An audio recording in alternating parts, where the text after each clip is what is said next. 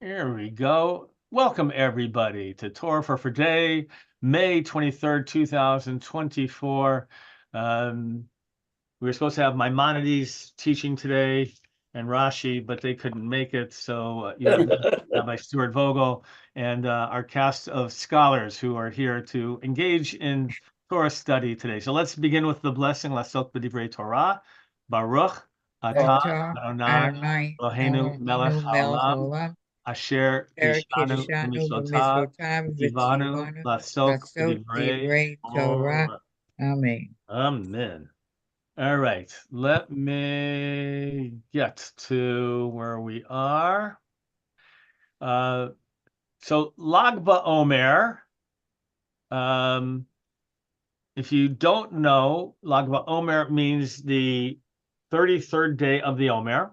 Lag being when Jewish tradition is to utilize the letters of the alphabet as the numeric, the numerals of the counting tradition.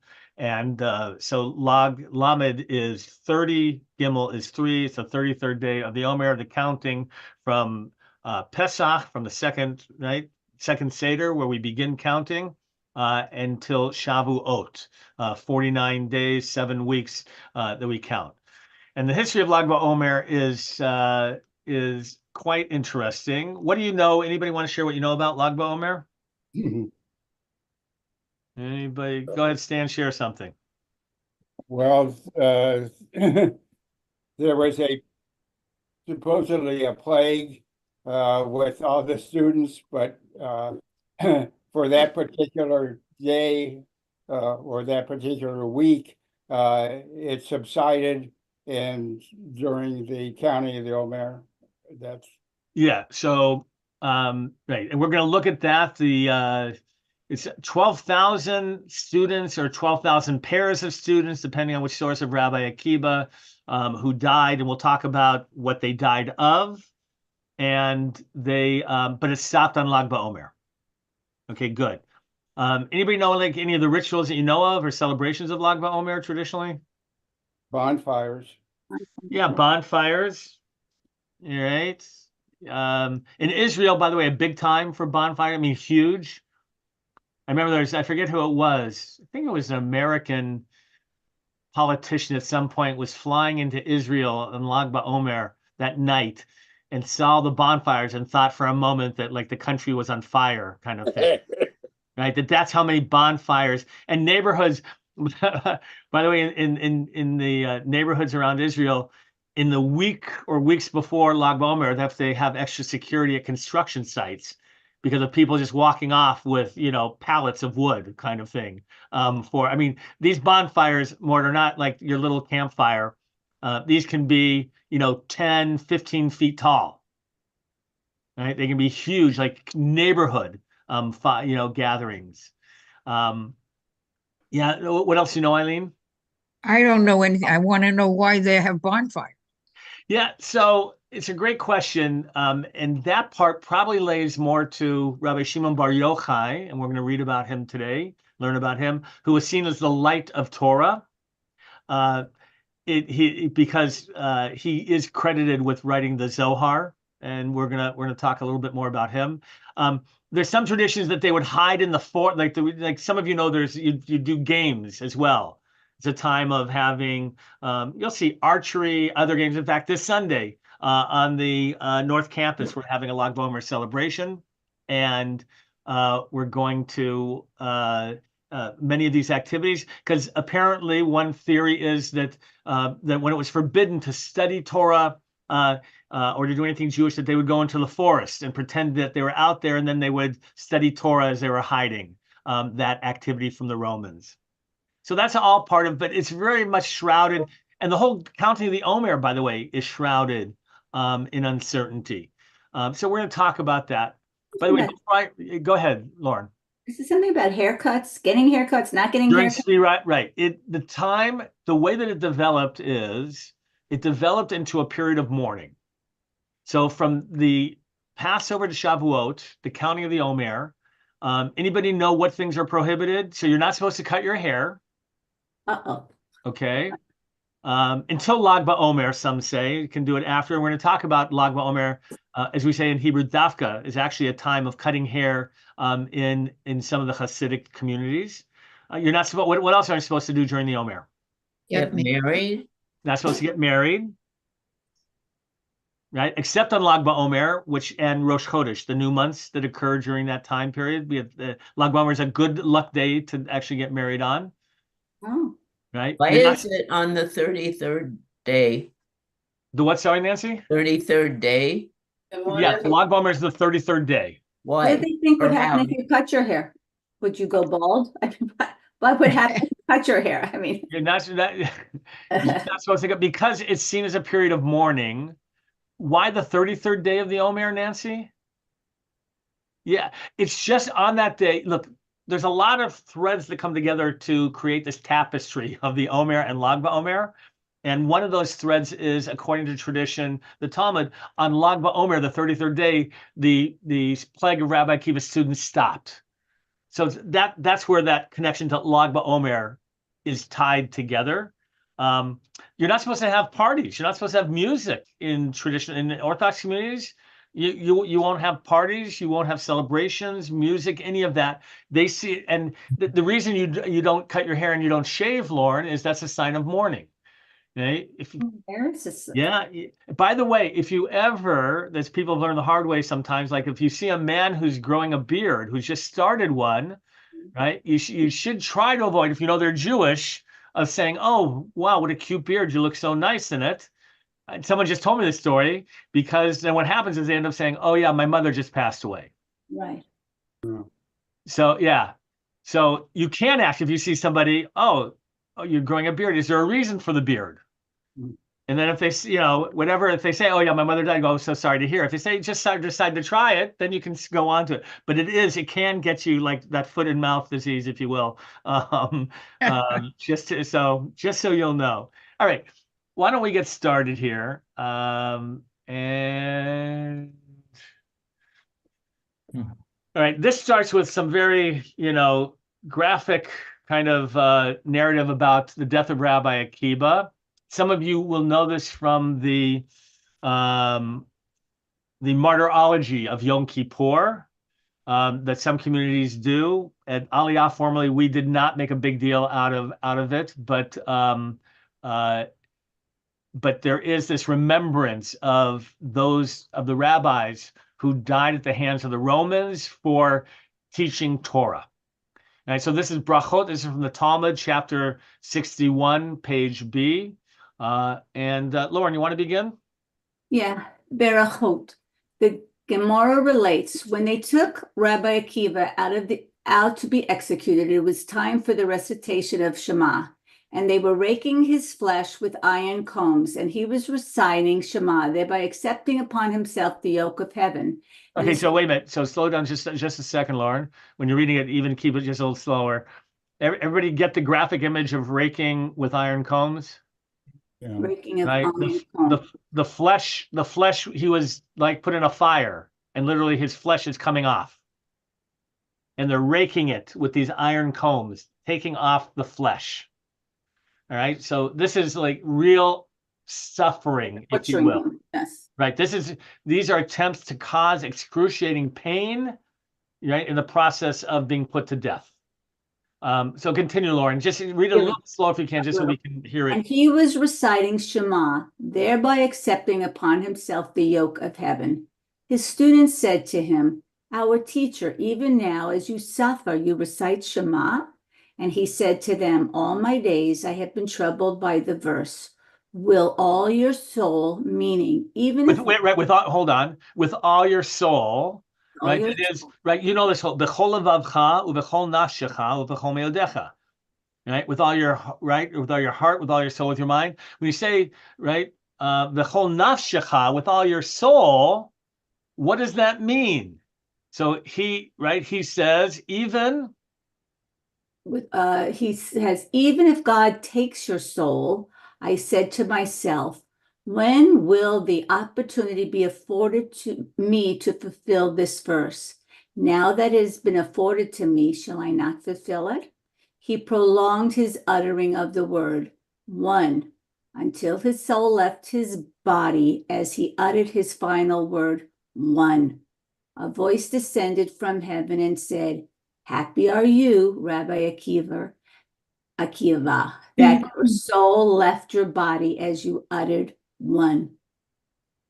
Right. So this is a very emotional description. Rabbi Akiva, who was the greatest rabbi of his generation, fairly unparalleled, and in my in my estimation, is really responsible for the success of Rabbinic Judaism following the destruction of the temple. And again, if you haven't read the book The Orchard by Yochi Brandis, it's a thick book, but it tells all about that early rabbinic period. And if you've ever wondered what it was like and the characters and the role they played, and Hillel, Shammai, who are it's a generation earlier, how they all fit together, what their concerns are, it's a great book. The Orchard by Yochi Brandis. And so Lauren, he's saying, when I used to teach as a rabbi, that Ve'ahavta paragraph, and it says, you shall worship God with all your soul, I never understood what that really meant. Well, how could you, worship God in a moment of, the affliction of your soul? Until this moment, he says, now I understand, and how can I not fulfill that mitzvah? And the word one means, that's the final word of echad. Shema Yisrael Adonai echad. And so, I don't know, do any of you know that it's customary to prolong the pronunciation of that last word, echad, or no? There's two reasons given.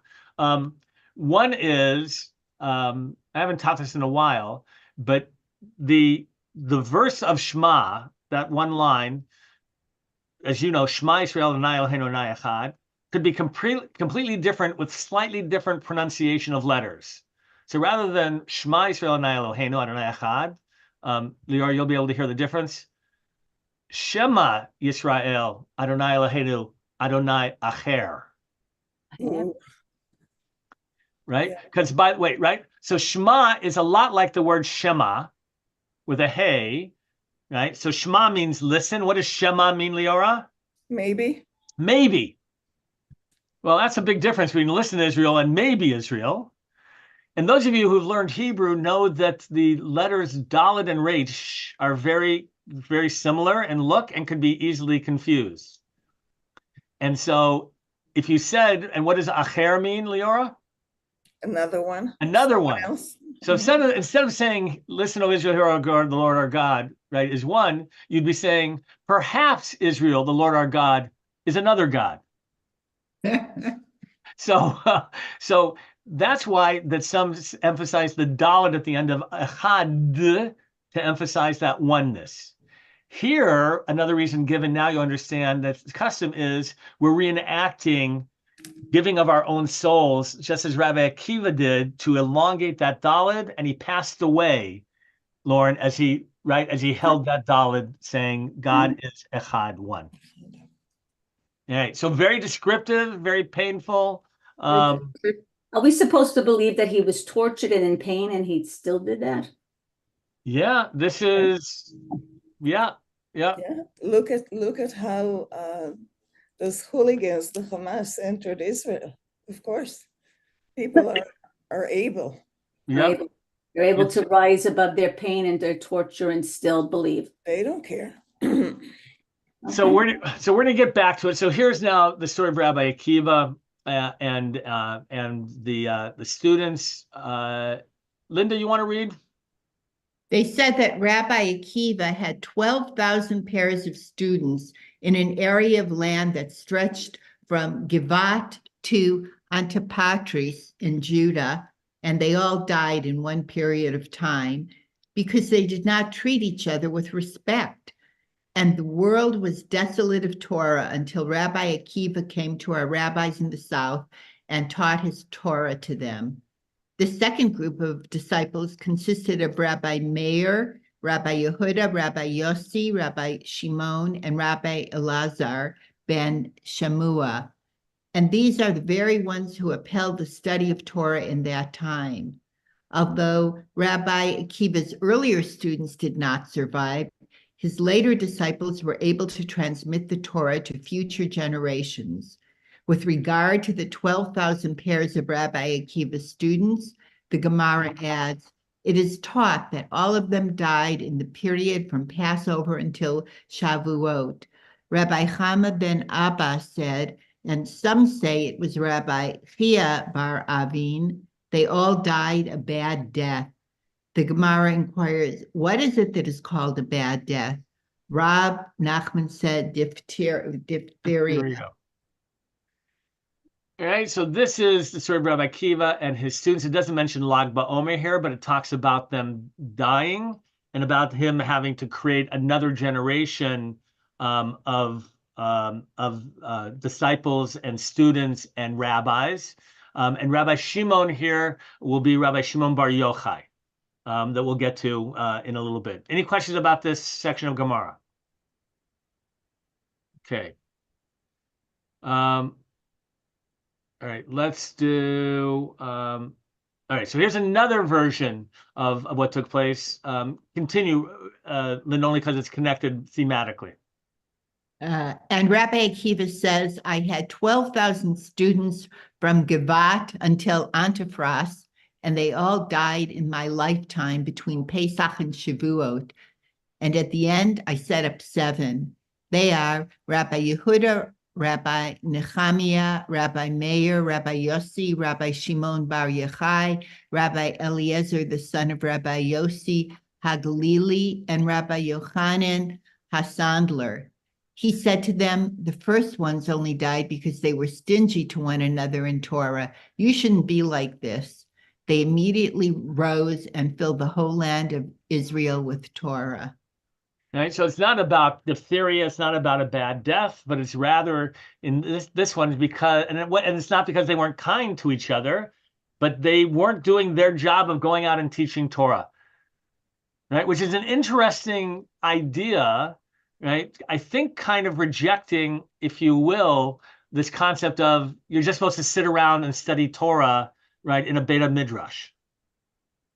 Right? It's not about, that's not the goal. The goal is not to sit around and to be selfish with your Torah, but your job is to go take it out into the world, do something with it. So it's an interesting model here, I think, about with distinction. All right, we're gonna keep going. Hold on. Let me get back to the next source. No, that's okay. We're gonna skip that one. And let's go with Stan. Why don't you read, please? Rabbi Akiva was the greatest sage of his generation. It is said that he was the Shoresh source of Torah Shabbat Pei, the oral tradition. The line of transmission of the Torah from Sinai to future generations ran through him and his students. When his 24,000 students were decimated, it caused a major depression. How would the change continue? Who would provide the light of Torah to future generations? How could they ever be replaced? How could a grieving people on the run from Roman persecution be consoled for the loss of so many men so crucial to the spiritual survival of a nation? Keep going. The urge to say, quote, it's all over, must have been overwhelming.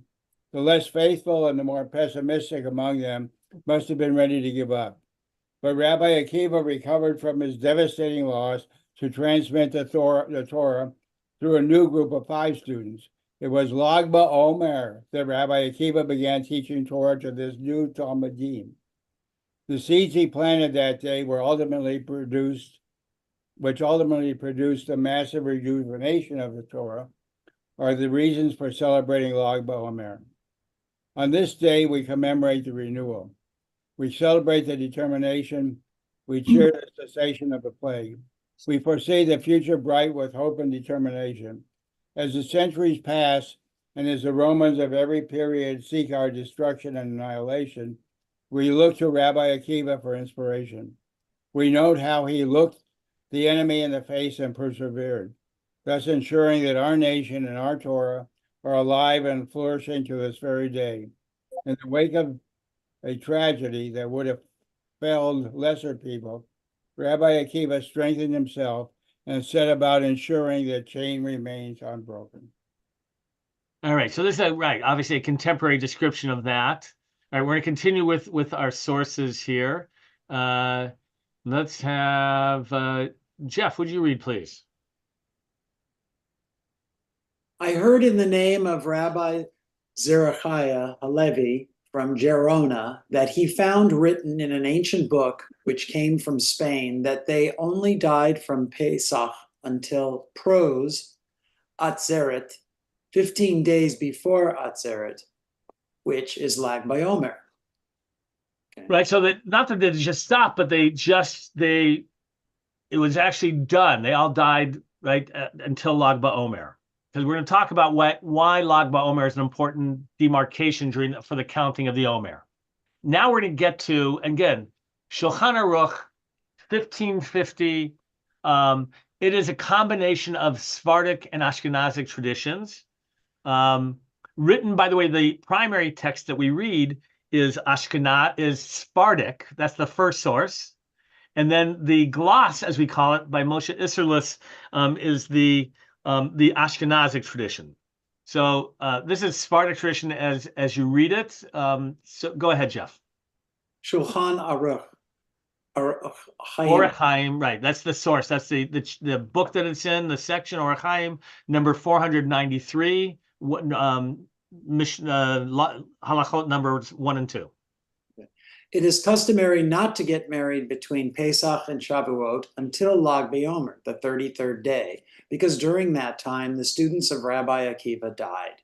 However, to do erusin or kiddushin, right, so those are the two parts of the wedding ceremony. By the way, those of you who know that there's 2 cups during a wedding ceremony, they represent these 2 parts of marriage, erusin and kiddushin.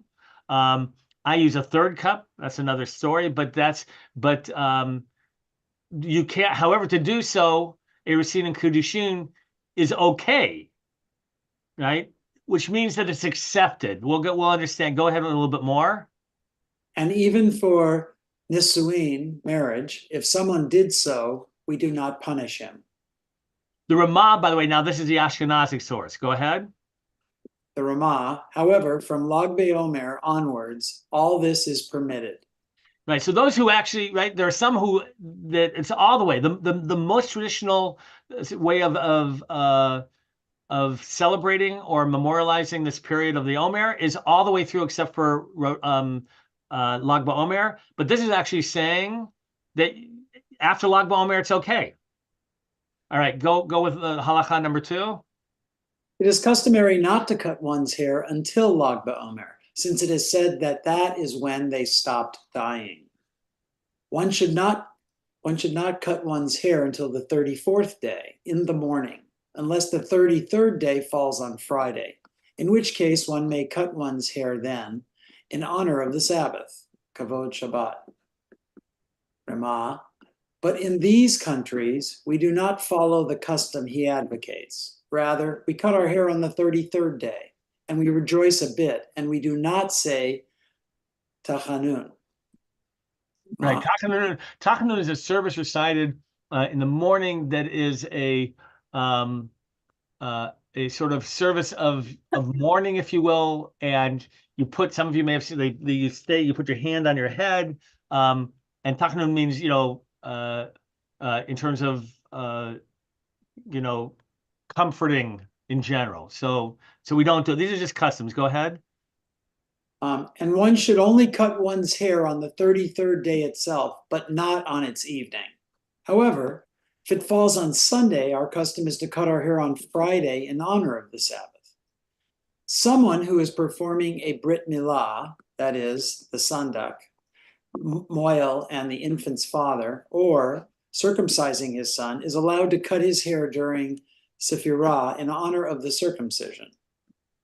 Right, so you can see already, Jeff, they're trying to create all these exemptions for when you can cut your hair. Right? If you have a joyous occasion, then you can cut your hair. If Shabbat comes right before Lag BaOmer, you can do it in order to celebrate for Shabbat. It is, and just like Jeff, it's like if someone gets married during that time, even though you're not supposed to, it's a marriage. right? They're trying it's interesting. I think they're trying to walk this balance between adhering to this being a period of mourning and yet trying to be a little bit permissive, if that makes sense. All right. Any question about this? We're going to find out a little bit more. Jeff, a question. So during the period of time, if a rabbi is not allowed to conduct the marriage, how would someone have gotten married during that period of time? Great question. The answer is you don't need a rabbi for a wedding in the Jewish tradition. In fact, you just need somebody who knows how to do it. The most traditional ketubas that we have don't have a place for the rabbi to sign or even the bride or groom to sign. Jewish traditional ketubah is just the two witnesses, and that's it. Oh, Mort, you're on mute now. Mort, you're on mute now. Yeah. Almost. There you go. Yeah. Are we mourning the death of Akiva? I'm somewhat confused. We are acknowledging the deaths of Rabbi Akiva's students.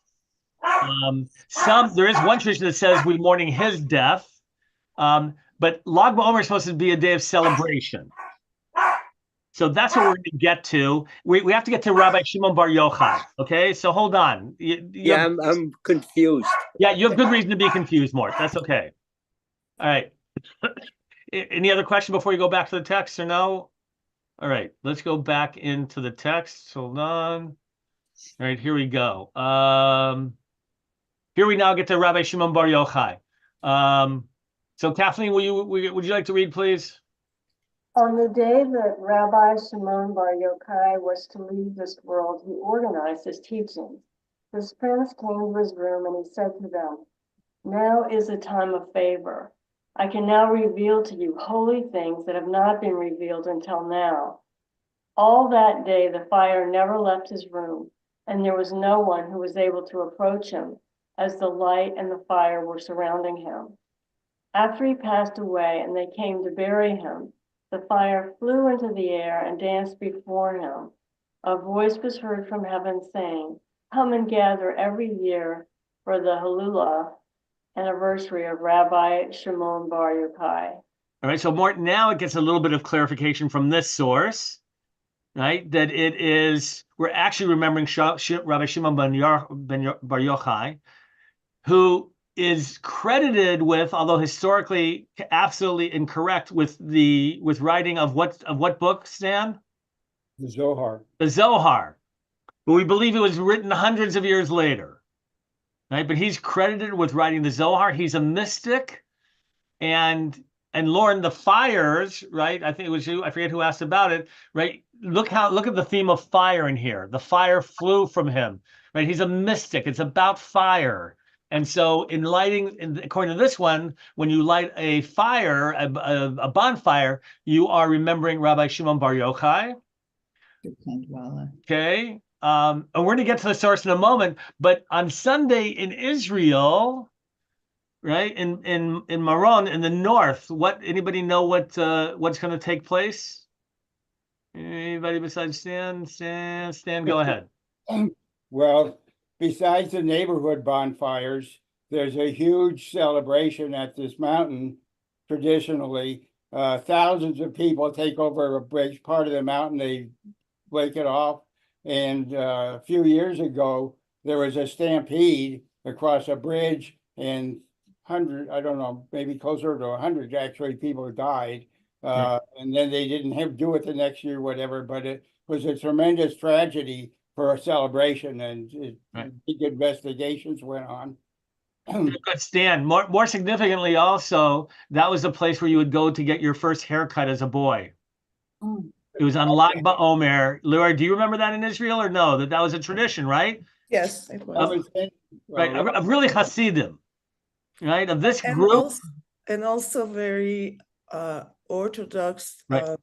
Sephardic society. That's right. The tradition not to cut the hair for the first 3 years, and when you did the first cutting, you would go up there, and so all right, let's continue with the next source. I don't want to spend too much time because here again we get about the light of Rabbi Shimon Bar Yochai. Cheryl, would you like to read? We can't hear you though. Uh-oh, you're not connected to your microphone. You're not on mute, but you're not connected. Why don't you figure that out? And instead, let's go to Jeff.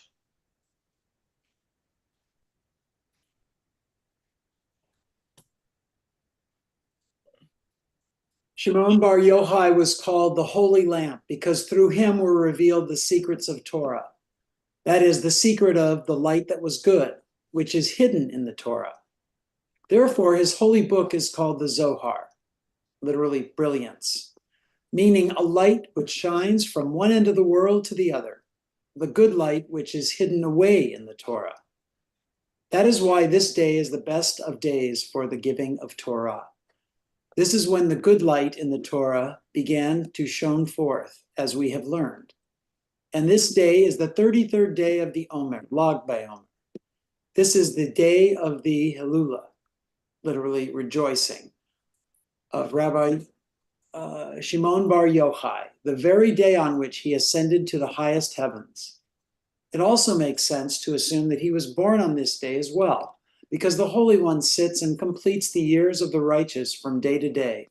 Kiddushin 38a. Right, from day to day means, yeah, Jeff, there was this, and by the way, Moses apparently on the same, right, the day of his birth, he lived a full 120 years.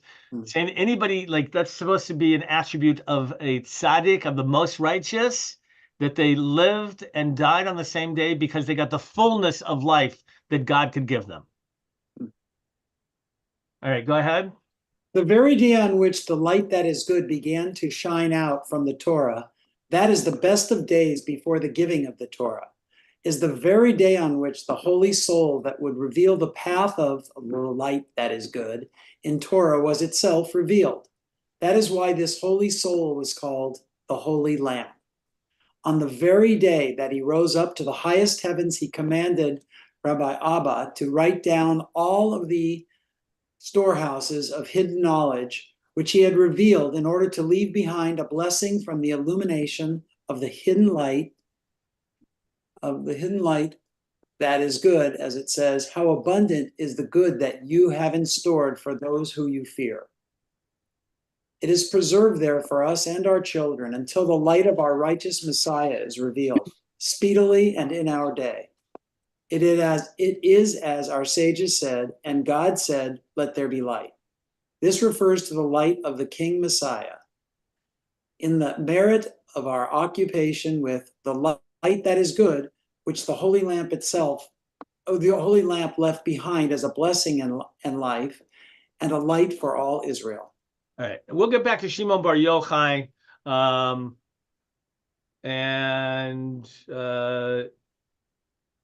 let's not do this one because I want to go to, hold on. No. Well, here's a famous story of Rabbi Shimon Bar Yochai. Let's finish this and we'll talk about the other students because some of you know we've studied this together. Who wants to read this who hasn't read? Anybody want to read who hasn't read? Who hasn't? Rob, go ahead. Rabbi Shimon ben Bar. Right. By the way, Bar is the Aramaic. Right. And you're right. Normally it is Ben in almost all cases. For the early rabbis, very often it's Bar, because in Israel they spoke Aramaic at that time. And his son Rabbi Elazar went and they hid in a cave. A miracle occurred, and a carob tree was created for them, as well as a spring of water. Right, this is Eileen's favorite story. So they would remove their clothes and sit covered in sand up to their necks. They would study Torah all day in that manner. At the time of prayer, they would dress, cover themselves, and pray, and they would again remove their clothes afterwards so they would not become tattered. They sat in a cave for 12 years. Elijah the prophet came and stood at the entrance to the cave and said, "Who will inform Bar Yochai that the emperor died and his decree has been abrogated. They emerged from the cave and saw people who were plowing and sowing. Rabbi Shimon Bar Yochai said, "These people abandon eternal life of Torah study and engage in temporal life for their own sustenance." The Gemara relates that every place that Rabbi Shimon and his son Rabbi Elazar directed their eyes was immediately burned. A divine voice emerged and said to them, "Did you emerge from the cave in order to destroy my world? Return to your cave." They went and sat there for 12 months. They said, "The judgment of the wicked in Gehenna lasts for 12 months. Surely their sin was atoned in that time." A divine voice emerged and said to them, "Emerge from your cave." They emerged. Everywhere that Rabbi Elazar would strike, Rabbi Shimon would heal.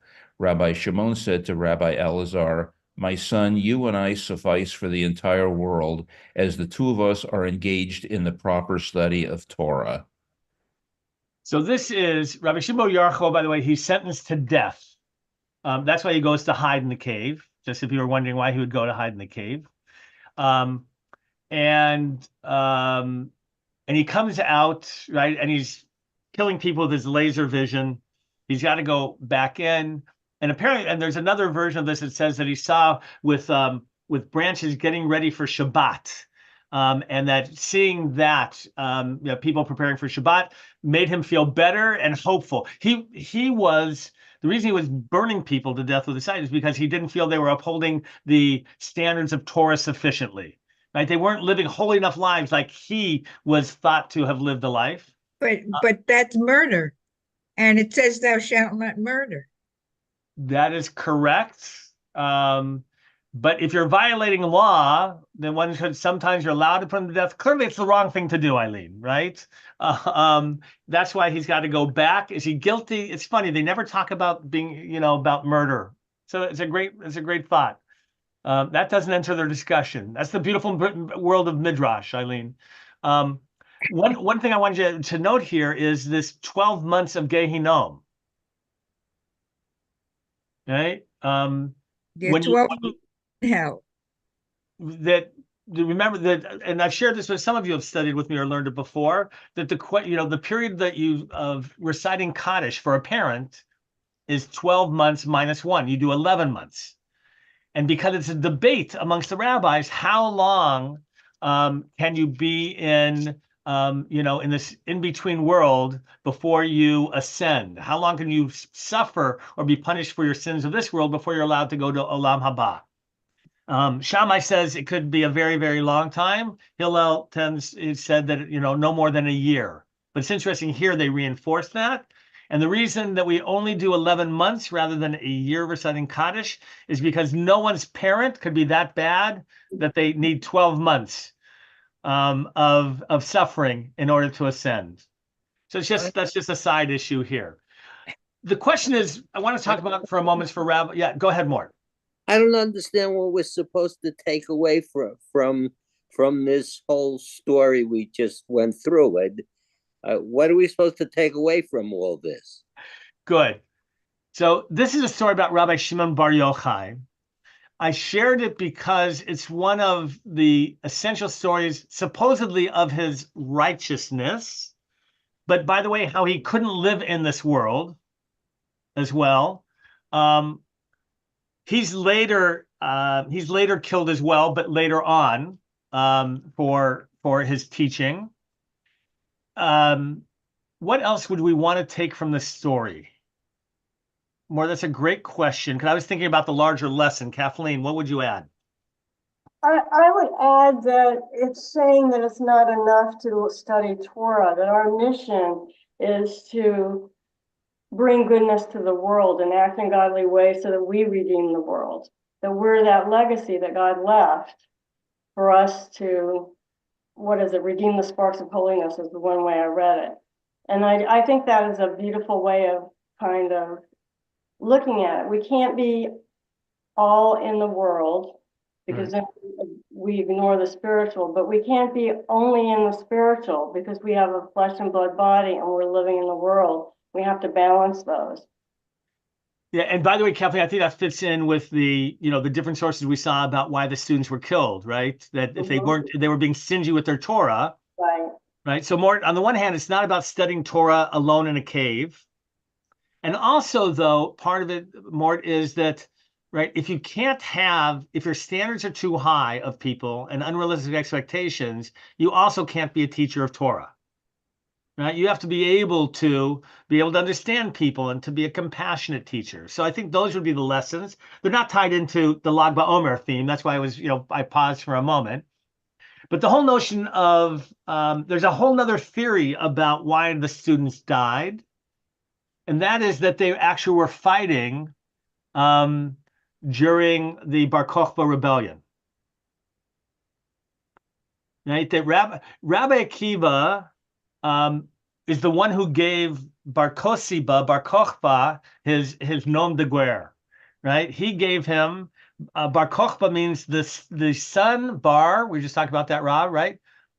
Kochav is a star, reference to a Messiah.